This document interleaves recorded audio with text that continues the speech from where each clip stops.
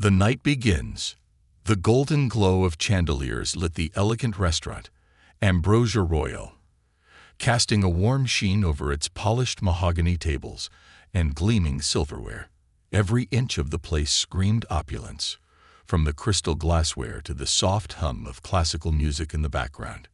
Sarah, a waitress at the establishment, tied the strings of her apron tighter, mentally preparing herself for the long evening ahead. She wasn't just a waitress, though. By day, Sarah was a community organizer and a youth mentor in her neighborhood, a role she carried with pride and compassion. She had grown up in a tough environment, where opportunities were scarce and hope was even scarcer. But through grit and determination, she had found her way to college on scholarships and graduated with a degree in sociology. The restaurant job was temporary, a way to pay bills until her nonprofit could fully sustain her.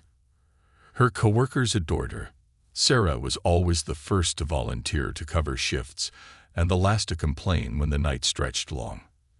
The kitchen staff often joked that if anyone needed a shoulder to cry on, they'd find Sarah, armed with tissues and kind words.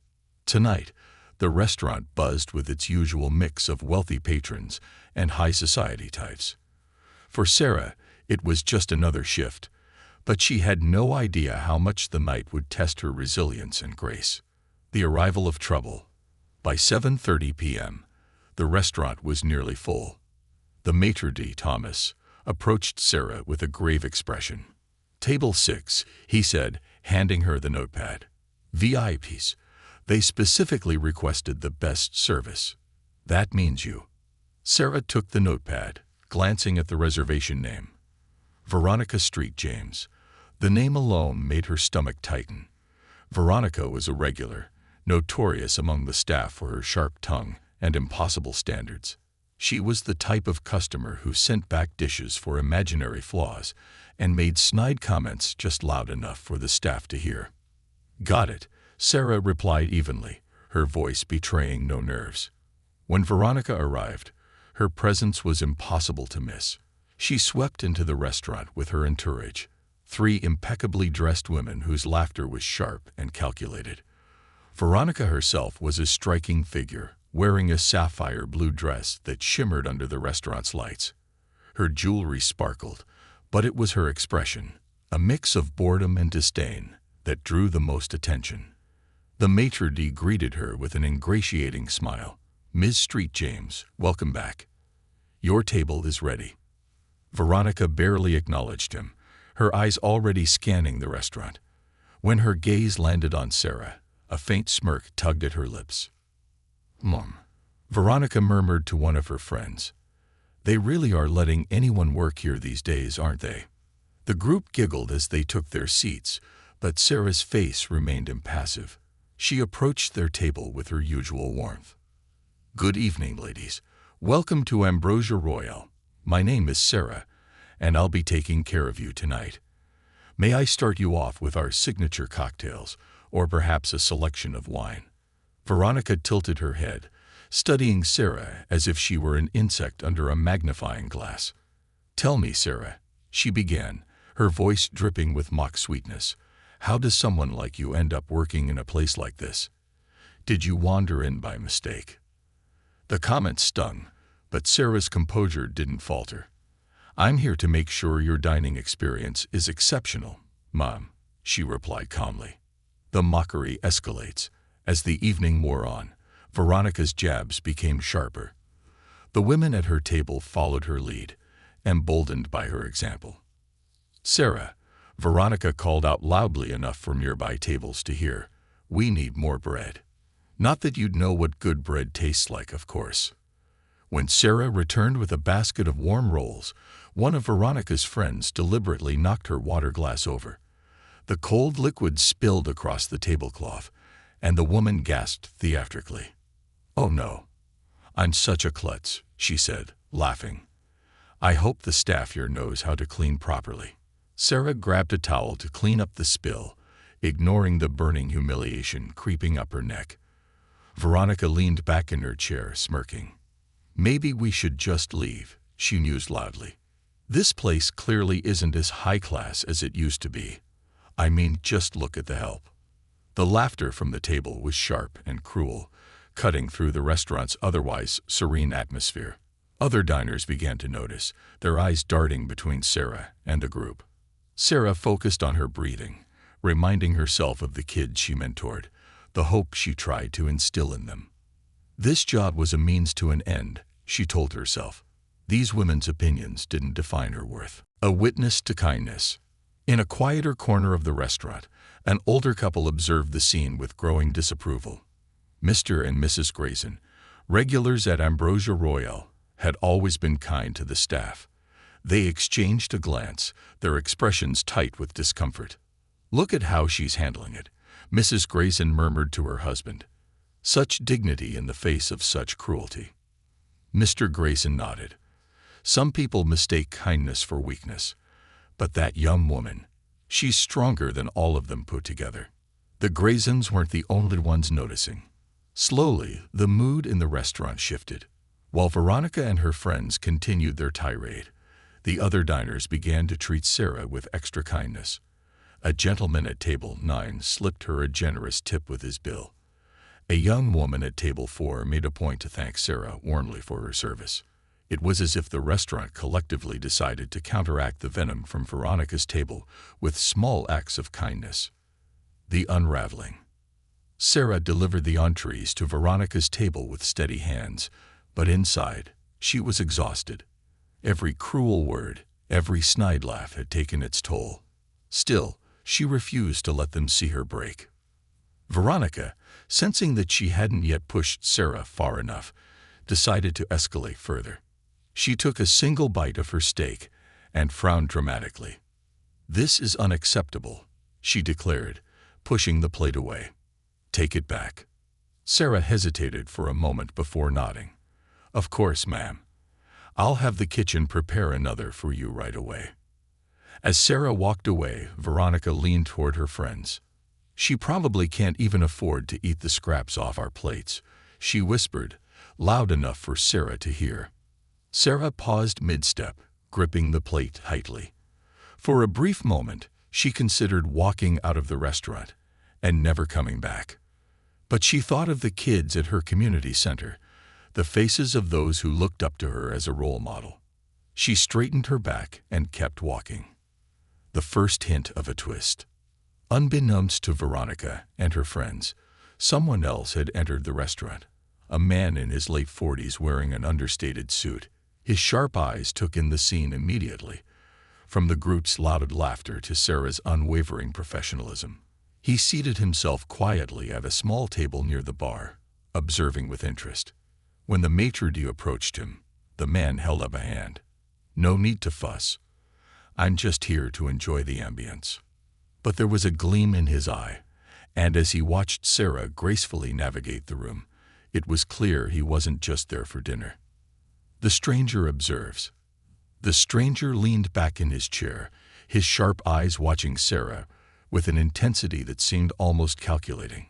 He was an unassuming man, dressed in a tailored suit that spoke of quiet wealth rather than ostentation. His salt and pepper hair gave him an air of wisdom, and the faint smirk playing on his lips hinted at someone who had seen much and judged little until now.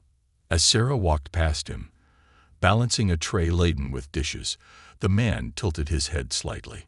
Something about her demeanor caught his attention. The way she moved with precision and calmness, even under duress, and the quiet dignity in her eyes. He had seen people like her before, not in places like this, but in high-stress situations where grace under pressure was the difference between chaos and calm. The maitre d' approached him again, clearly nervous about leaving such a distinguished guest unattended. "Sir, would you like to place an order?" Thomas asked with a polite bow. The man waved a hand dismissively. "Not yet. I'm enjoying the show," he said, gesturing subtly toward Veronica's table. Thomas hesitated. "Ah, yes. I apologize for the disturbance. Those ladies, they're regulars." "Regular trouble, I assume," the man quipped, his voice low but pointed. Thomas flushed but said nothing. With a nod, he excused himself, leaving the stranger to his quiet contemplation. The tension rises. At Veronica's table, the mood was growing more charged. The wine flowed freely, loosening tongues and inhibitions. Emboldened by the alcohol and the attention her antics were garnering, Veronica leaned into her cruelty. "Sarah," Veronica snapped, her voice sharp enough to make several nearby diners flinch. Sarah approached the table, her expression neutral. "Yes, Mom." Veronica held up her fork, the prongs barely touching the edge of her plate. "This is cold. Did you cook it yourself, or did the chef just decide to mail it in tonight?" Sarah took a deep breath. "I'm sorry to hear that, ma'am. I'll have the kitchen prepare a fresh plate for you immediately." "Do that," Veronica said, waving her off dismissively. "And while you're at it, try not to spill anything. It's embarrassing enough having someone like you serve us without adding clumsiness to the mix." The group erupted in laughter. But this time, the other diners weren't so quiet. A man at a nearby table cleared his throat loudly, his expression disapproving. "Is this a comedy club?" he muttered just loud enough for Veronica to hear. "Because the jokes aren't funny." Veronica's head snapped toward him, her eyes narrowing. "Excuse me, were you speaking to me?" The man shrugged, unfazed. "I was just wondering if you always behave like this in public." A hush fell over the restaurant. Veronica's friends looked at each other, their faces a mixture of shock and discomfort. But before Veronica could respond, Sarah returned with a fresh plate. "Here you are, ma'am," Sarah said, setting it down gently. "Is there anything else I can do for you?" Veronica glared at the man for a moment longer before turning her ire back to Sarah. "Yes," she said coldly. "You can disappear." The stranger intervenes. As Sarah walked away, the stranger finally stood, his movements deliberate. He approached Veronica's table, his presence commanding enough to make even her fall silent. "Good evening, ladies," he said, his voice smooth but firm. "I couldn't help but notice your lively conversation." Veronica looked him up and down, her expression a mix of curiosity and irritation. "And who are you supposed to be?" "Just a man who appreciates good service," he replied, his eyes flicking toward Sarah, who was now clearing a table across the room. "And I must say, your waitress has shown remarkable patience tonight." Veronica scoffed. "Patience? It's her job. She's paid to deal with people like us." "Ah," the man said, his lips curling into a faint smile. "People like you. Wealthy, entitled, and cruel." Gasps rippled through the restaurant. Veronica's friends exchanged uneasy glances, their confidence faltering under the weight of the man's scrutiny. "I beg your pardon," Veronica said, her voice rising. "Who you think you are, walking up to my table and insulting me?" The man didn't flinch. Instead, he reached into his pocket and pulled out a business card, placing it neatly in front of her. Veronica glanced at it, her eyes narrowing as she read the name. Elliot Grayson. Recognition flickered across her face. "You're the owner of Ambrosia Royal." Elliot finished for her. "Yes." A lesson in perspective. The color drained from Veronica's face as the realization hit her. She had spent the entire evening humiliating her waitress in front of the very man who owned the restaurant. Elliot leaned forward slightly, his expression calm but authoritative. "You see, Ms. Street James, I make it a point to visit my establishments unannounced. It gives me a clearer picture of how things operate when no one's putting on a show for the boss." Veronica stammered, struggling to regain her composure. I didn't mean any harm. We were just having fun." "Fun," Elliot repeated, his tone sharp. "You call mocking and belittling someone fun?" The other diners watched in silence, their eyes bouncing between Elliot and Veronica. "I've spent decades building this restaurant's reputation," Elliot continued, his voice low but resonant. "Not just for its food, but for its atmosphere. And tonight, you've single-handedly disrupted that." Veronica's friends shrank in their seats, the weight of their complicity pressing down on them. "Mr. Grayson," one of them began, her voice trembling, "we didn't mean to cause trouble. It was just a joke." A joke. Elliot's gaze swept over the group, his eyes cold. I didn't hear anyone laughing, except at the expense of someone who has shown nothing but grace under fire. Sarah's triumph. Across the room, Sarah stood frozen, her tray of glasses forgotten in her hands. She had heard every word, her cheeks burning with a mixture of shock and vindication. Elliot turned toward her, his expression softening. Sarah, could you join us for a moment? Hesitant, Sarah approached the table, her posture still professional despite the whirlwind of emotions inside her. You've been through a lot tonight, Elliot said, his tone gentle. And yet, you've handled yourself with dignity and professionalism. I want you to know that hasn't gone unnoticed. Sarah's eyes widened. Thank you, sir, she said softly. Elliot turned back to Veronica and her friends. I think you owe this young woman an apology. The silence was deafening. Veronica's lips pressed into a thin line, her pride warring with her guilt. Finally, she stood, her movements stiff and jerky. I'm sorry, she said, her voice barely above a whisper. Elliot raised an eyebrow. I don't think she heard you. Veronica swallowed hard, her face pale. I'm sorry, Sarah, she said more clearly. For the way I treated you, it was wrong. Sarah nodded, her expression unreadable. Thank you, she said simply. Sarah's hidden world. The restaurant buzzed quietly as the tension around Veronica's table began to dissipate, but the atmosphere had undeniably shifted. Where once there was indulgent laughter and condescending remarks, there was now silence laden with embarrassment. Sarah, ever composed, resumed her duties, but something about her quiet grace seemed larger now, as if the room itself had taken her side. Elliot Grayson returned to his table, but kept a watchful eye on Sarah as she worked. Her resilience fascinated him, but it wasn't just that. There was something about her presence that seemed to suggest a depth he rarely encountered, even in his world of successful entrepreneurs and high achievers. A question of character. Meanwhile, at Veronica's table, the mood was somber. Her friends sat stiffly, their earlier bravado replaced with unease. Veronica, for her part, was still reeling from the humiliation of being publicly reprimanded by someone as influential as Elliot Grayson. But beyond the shame, there was something deeper gnawing at her, a flicker of self-awareness that she wasn't used to feeling. Can we just leave? Amanda murmured, glancing nervously around the room. I don't think I can handle sitting here anymore. Veronica shook her head. No, leaving now would look worse. We need to finish the evening. Jessica leaned forward, her voice low. What's the point, Veronica?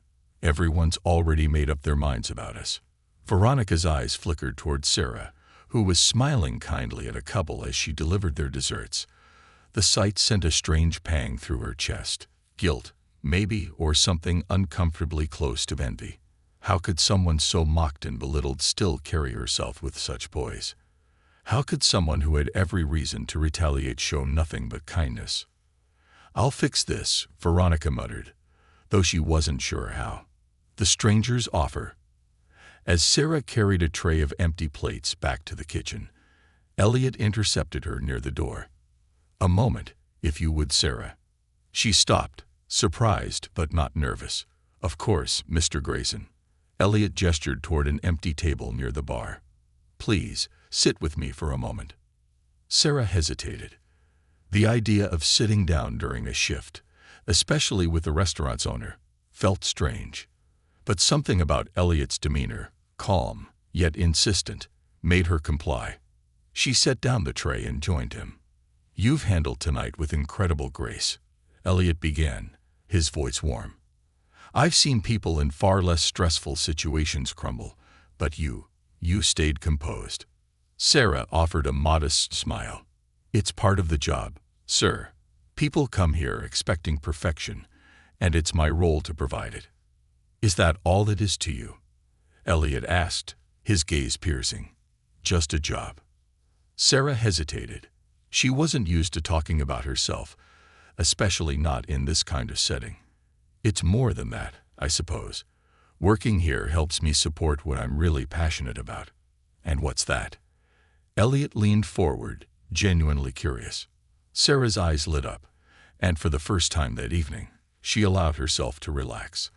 I run a community program in my neighborhood. It's a resource center for kids and teens, somewhere they can go after school to get help with homework, learn new skills, or just have a safe place to be. A lot of them don't have that kind of support at home. Elliot's expression softened. That's impressive. And you fund this. How? Sarah laughed lightly. However I can. Grants, donations, a lot of late nights balancing budgets. This job helps cover what we can't raise. Elliot nodded slowly, a thoughtful look on his face. Tell me more about these kids. What do they need? Her face grew more animated as she talked about the children she mentored. She spoke of their potential, their struggles and their triumphs with a passion that made Elliot sit back and listen, captivated. It was clear that Sarah's heart wasn't in serving fine wine and delicate entrees. It was in changing lives. A revelation. Back at Veronica's table, the group had fallen into an uneasy silence, their earlier camaraderie shattered. Jessica finally broke it, her voice hesitant. Did you hear what Grayson said about her? About how she handled herself? I don't think I could have done that. Amanda nodded, her expression troubled. It's like, she doesn't let anything get to her. How do you think she does it? Veronica looked down at her plate, her appetite gone. Maybe, she said quietly, it's because she's stronger than we are. The words surprised her even as she said them. She wasn't used to admitting weakness, least of all her own. But tonight had forced her to confront something she couldn't ignore. Sarah had faced their cruelty with grace, while Veronica had relied on power and privilege to mask her insecurities. Jessica, sensing Veronica's shift in mood, leaned in. You know, we don't have to leave things like this. Maybe we should do something. Apologize properly. Veronica didn't respond immediately. Instead, she looked over at Sarah, who was now smiling as she spoke with Elliot. For the first time, Veronica saw her not as a waitress, but as a person who had faced more challenges than she could likely imagine. Elliot's challenge. As their conversation wound down, Elliot regarded Sarah with an appraising look. You're doing something incredible, Sarah, but I can see the toll it's taking on you. Balancing this job and your nonprofit, it can't be easy. It's not, she admitted, but it's worth it. Elliot leaned back in his chair, a small smile tugging at his lips. I'd like to help. Sarah blinked, taken aback. Help? How? I have resources, Elliot said simply. Connections, funding, the works. What you're doing deserves to thrive, and I want to make sure it does. Sarah stared at him, her heart racing. The idea of someone like Elliot Grayson backing her nonprofit was almost too much to comprehend. But even as hope surged within her, a flicker of doubt crept in. Why would someone like him care about her little project? I don't know what to say, she stammered. Don't say anything yet, Elliot said with a chuckle. Think about it, and when you're ready, give me a call. He slid another business card across the table toward her. I mean it, Sarah. People like you, people who care and act on that care, are rare. We need more of you. An unexpected gesture. As Sarah tucked the card into her apron pocket, she noticed movement from the corner of her eye. Veronica was approaching, her steps hesitant. The sight made Sarah's stomach tighten, but she stayed seated, curious about what the woman would do. When Veronica reached the table, she hesitated, glancing nervously at Elliot before turning her attention to Sarah. Can I speak to you for a moment? She asked quietly. Sarah nodded, standing. Of course. Veronica took a deep breath, clearly struggling to find the right words. I owe you an apology. For everything. The way I treated you tonight. It was wrong. And cruel. And there's no excuse for it. Sarah's expression softened. Thank you. That means a lot. No, Veronica said quickly. It's not enough. I need to do more. If there's a way I can help you, your program, Anything. Please let me know. The sincerity in her voice caught Sarah off guard. She studied Veronica for a moment, then smiled gently. I'll think about it. Bridges began to build. The restaurant's hum returned, but the tension from earlier lingered like a faint aftertaste in the air. Veronica, still reeling from her apology, returned to her table in silence. Her friends watched her, unsure of what to say. For years, Veronica had been the unshakable leader of their group, wielding her wit and wealth like weapons. Now she seemed different, smaller, humbled. Meanwhile, Sarah returned to her duties, her composure intact, but her thoughts swirling. Elliot's offer lingered in her mind like a flickering light, equal parts exciting and overwhelming. Could she trust him? Was his offer genuine? And then there was Veronica. Her apology had seemed sincere, but Sarah knew from experience that words were easy. Actions, however, were what truly mattered. An unexpected act. Veronica sat at her table, picking at her dessert with a distracted air. Her friends whispered among themselves, their earlier bravado now replaced by unease. Finally, Amanda broke the silence. Veronica, what are you going to do? She asked softly, her voice unusually timid. Veronica set down her fork, her movements deliberate. I don't know yet, she admitted, but I need to start somewhere. Without another word, she stood and made her way to the maitre d' station. Thomas looked up, startled to see her approach. Miss Street James, he began, his voice cautious. Is everything all right? Yes, Veronica said quickly, though her expression betrayed her nerves. I'd like to pay my bill now. And I'd like to leave a tip for Sarah. A big one. Thomas blinked in surprise. Of course. How much were you thinking? Veronica hesitated. What's the largest tip you've ever seen here? 10,000, Thomas said after a moment. It was for a private event. Make it 15, Veronica said, pulling out her wallet. Thomas stared at her, his mouth slightly agape. 15,000. Are you sure? Yes, Veronica said firmly. And don't make a scene about it. Just make sure she gets it. Thomas nodded, though his expression remained one of utter bewilderment. Of course, Miss Street James. Sarah learns the truth. Later that evening, as the last of the diners trickled out, Sarah headed to the back office to finalize her shift. Thomas was waiting for her, an envelope in his hand. Sarah, he began, his tone unusually formal.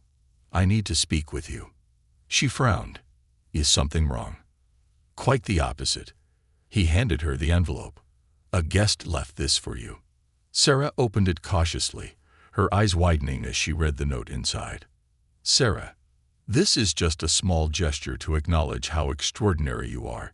Your grace, patience, and strength are unmatched. I hope this helps you continue the incredible work you're doing. Veronica Street James. Beneath the note was a check made out to her name. Her breath caught in her throat as she read the amount. $15,000. A meeting of minds.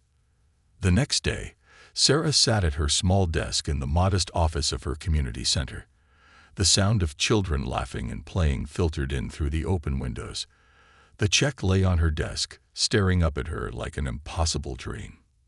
She had spent the morning researching Veronica Street James, trying to understand why someone like her would make such a gesture. As it turned out, Veronica wasn't just a wealthy socialite.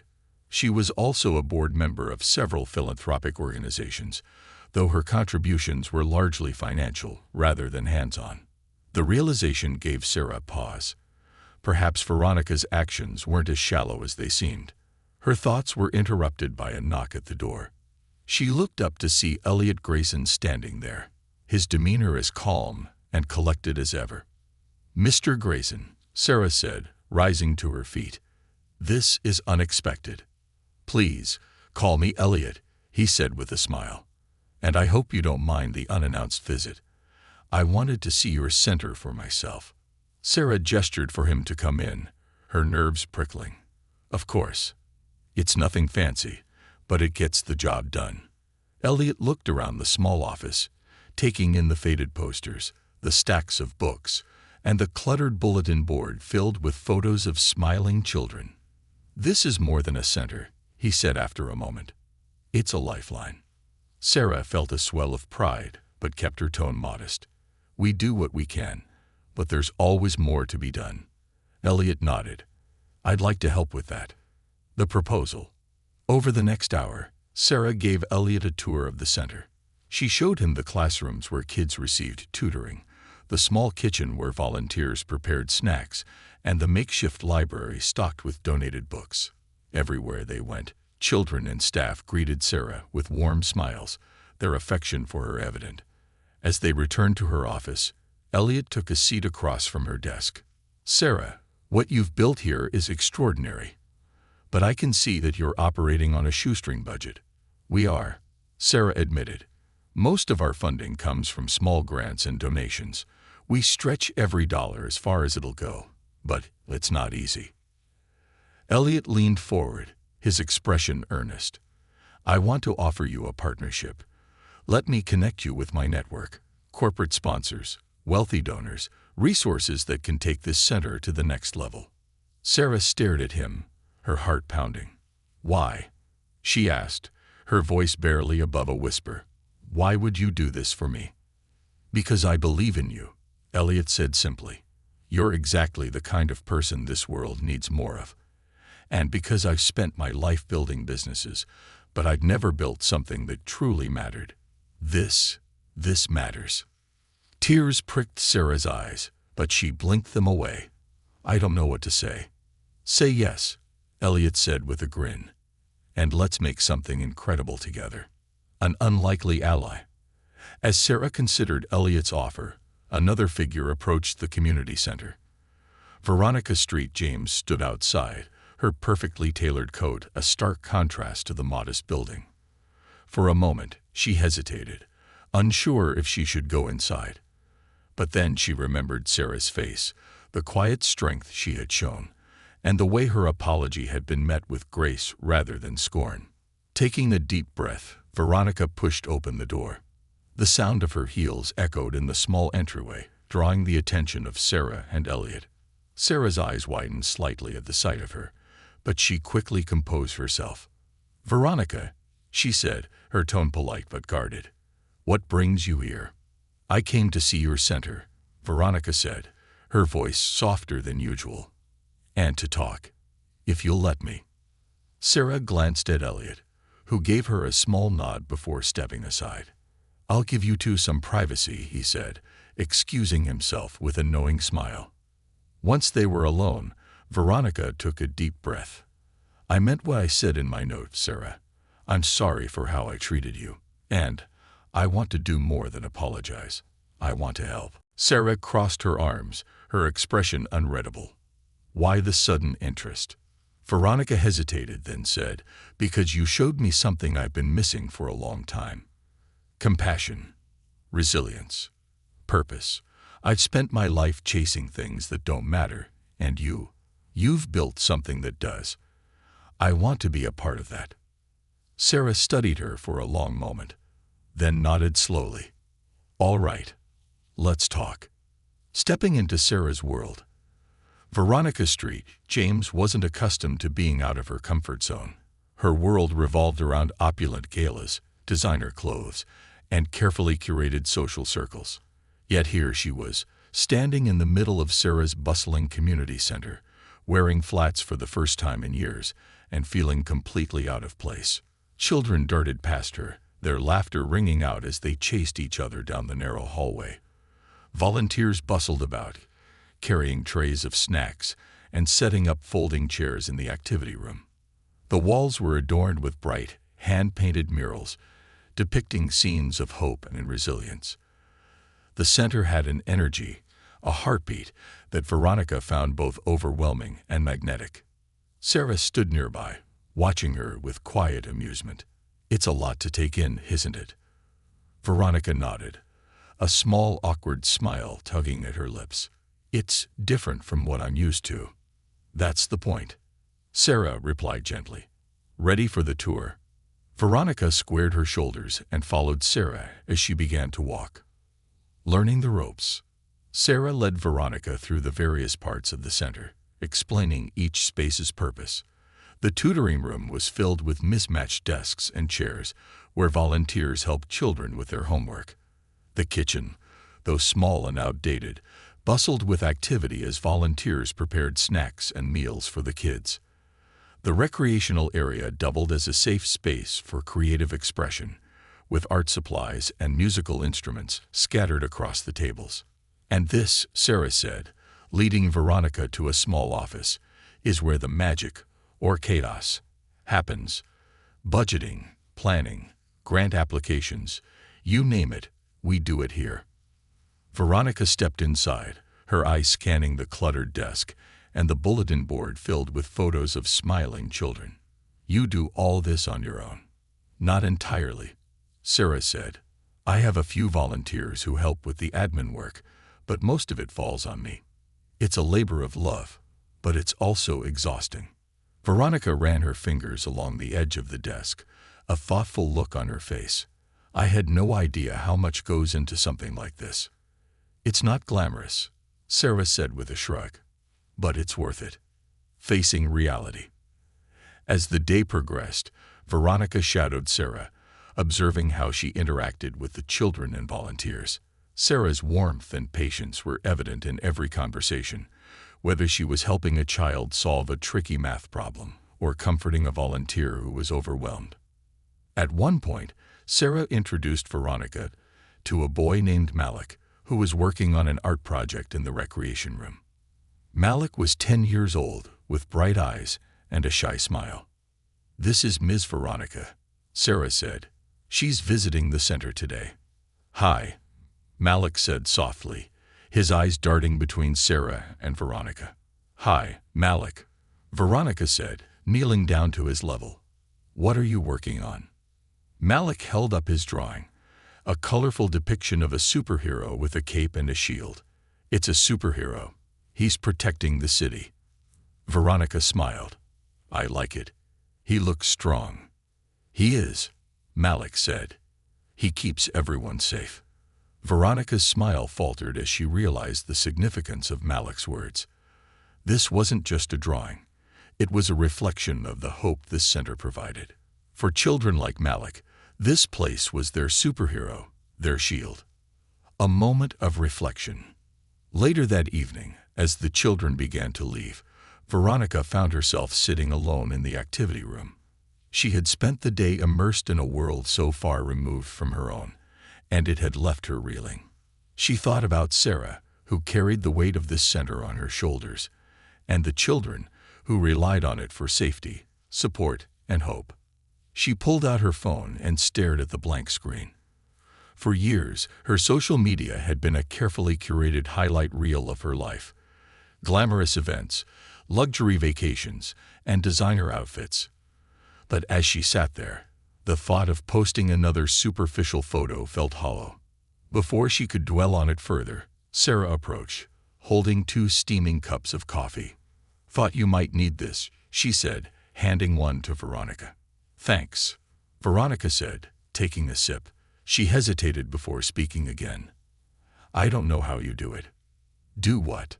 Sarah asked. All of this, Veronica said, gesturing around the room. It's incredible, but it's also so much. Sarah smiled faintly. It is, but it's worth it. Every time I see one of these kids smile or succeed, it reminds me why I started this in the first place. Veronica stared into her coffee, her voice barely above a whisper. I've spent my life chasing things that don't matter. And for what? Status, approval? None of it feels real. Sarah studied her for a moment, then said, It's never too late to change that. Building trust. Over the next few weeks, Veronica became a regular visitor at the center. At first, the children were wary of her, their initial impressions of her aloof demeanor hard to shake. But slowly, Veronica began to find her footing. She helped with art projects, read stories to the younger kids, and even organized a bake sale to raise funds for the center. The volunteers noticed the change, too. Where Veronica had once seemed cold and detached, she now showed a willingness to roll up her sleeves and pitch in. She listened more, spoke less, and seemed genuinely invested in the center's success. One afternoon, Veronica approached Sarah as they were cleaning up after a busy day. "I've been thinking," she began, "about how I can do more." Sarah raised an eyebrow. "You've already done a lot. That check you left, it was a game changer." "I don't just mean money," Veronica said quickly. "I want to help with the logistics, fundraising, networking, whatever you need." Sarah hesitated. "Are you sure? It's not glamorous work." "I'm sure," Veronica said firmly. "I want to be a part of this." Elliot's vision. Meanwhile, Elliot Grayson had been busy putting his own plans into motion. He visited the center regularly, meeting with Sarah to discuss ways to expand its reach.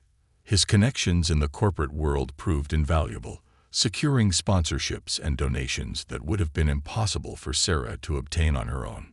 One evening, Elliot gathered Sarah and Veronica in the center's office. "I have a proposal," he began, unfolding a set of blueprints. "What if we expanded the center?" Sarah leaned forward, her eyes widening. "Expanded? How?"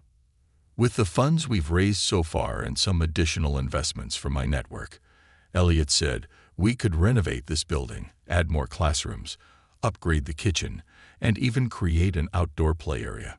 Think of how many more kids we could reach." Sarah's heart raced as she looked at the blueprints.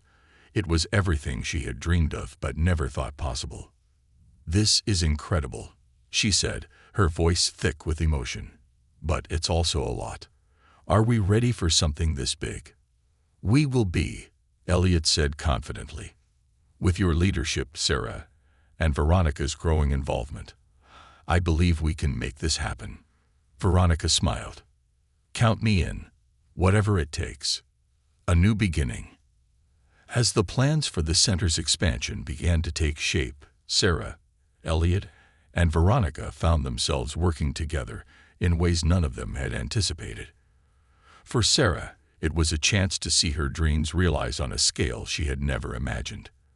For Elliot, it was an opportunity to leave a legacy that truly mattered. And for Veronica, it was a journey of redemption, a chance to prove to herself and others that she could be more than just a wealthy socialite. Together, they began laying the foundation for something extraordinary. A new chapter unfolds. The fundraiser had ended as a resounding success. The crowd had dispersed, the lights had dimmed, and the once bustling community center now sat quiet and still. But for Sarah, Veronica, and Elliot, the work was just beginning. The funds raised, now doubled by Elliot's matching donation, opened doors Sarah hadn't dared to dream of.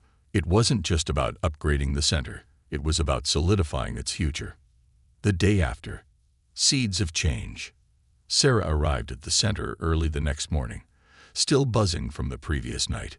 She found Veronica already there, sitting cross-legged on the floor, sorting through boxes of donated supplies. "You're here early," Sarah said, a note of surprise in her voice. Veronica looked up and smiled. "I couldn't sleep. Too much to think about."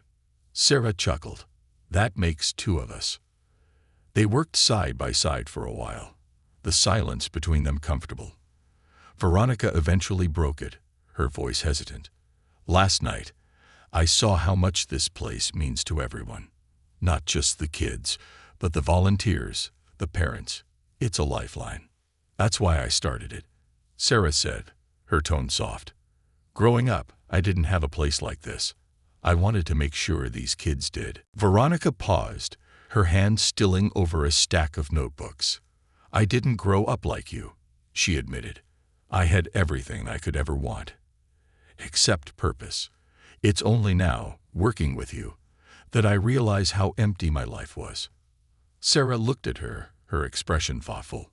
"Purpose isn't something you're born with," she said. "It's something you choose." The expansion begins. Over the next few weeks, the center became a hive of activity. Elliot's construction team arrived to begin the renovations, transforming the outdated building into something modern and functional. New classrooms took shape, the kitchen was expanded, and the outdoor play area became a vibrant garden space, complete with raised beds for the children to grow their own vegetables. Sarah was everywhere at once, coordinating with contractors, managing volunteers, and keeping the children engaged. Veronica, true to her word, was equally hands-on. She handled much of the administrative work, leveraging her connections to secure discounted materials and additional sponsorships. One day, as they reviewed the blueprints together, Veronica glanced at Sarah. "Do you ever stop?" Sarah laughed, wiping the smudge of dirt from her cheek. "Not when there's this much to do." "Why? Are you tired already?" Veronica smirked. "I'm just impressed. You're relentless." "It's not just me," Sarah said, her tone serious. "This place wouldn't be what it is without you and Elliot. We're building this together." Elliot's vision grows. Elliot, meanwhile, was quietly working on a project of his own. Inspired by Sarah's dedication and Veronica's transformation, he began exploring ways to replicate the center's model in other underserved neighborhoods. He met with educators, social workers, and urban planners, gathering insights and building a framework for what he called the Community Nexus Initiative. One evening, he invited Sarah and Veronica to his office to present the idea. "I've been thinking," he began, spreading out a map on the table. "This center is amazing, but what if it wasn't the only one? What if we created a network of centers like this across the city, or even the state?" Sarah stared at him, her eyes wide. "You're serious?" "Dead serious," Elliot said. "We could use this place as a blueprint. With the right team and resources, we could scale it." Veronica leaned over the map, her brow furrowed. "It's ambitious, but it could work." "It will work," Elliot said confidently, "if we all commit to it." Sarah felt a rush of emotions: excitement, gratitude, and a hint of fear. "It's a huge step," she said, "but if it means helping more kids like ours, I'm in." Veronica nodded. "Me too. Let's do it." The challenges ahead. The expansion project wasn't without its hurdles. Local bureaucracy proved frustrating, with endless permits and inspections delaying progress.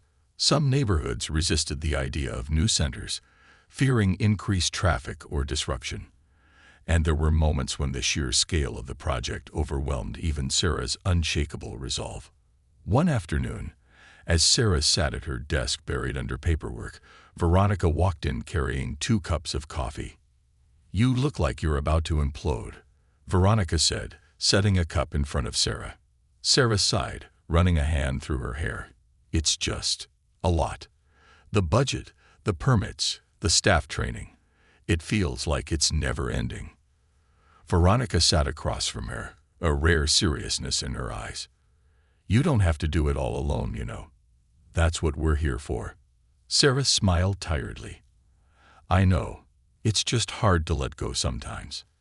"Well, you'd better start," Veronica said with a smirk, "because we're not letting you burn yourself out." A grand opening. Months later, the day finally arrived for the grand reopening of the center. The building was unrecognizable, a bright, welcoming space filled with state-of-the-art facilities and vibrant artwork created by the children. The new garden was bursting with life, and the expanded recreation area buzzed with activity. The event drew a large crowd, including local officials, donors, and families. Sarah stood on the stage, her heart pounding as she prepared to speak. "I started this center with a simple dream," she began, "to give kids a safe place to learn, grow, and thrive. Today, that dream is bigger than I ever imagined.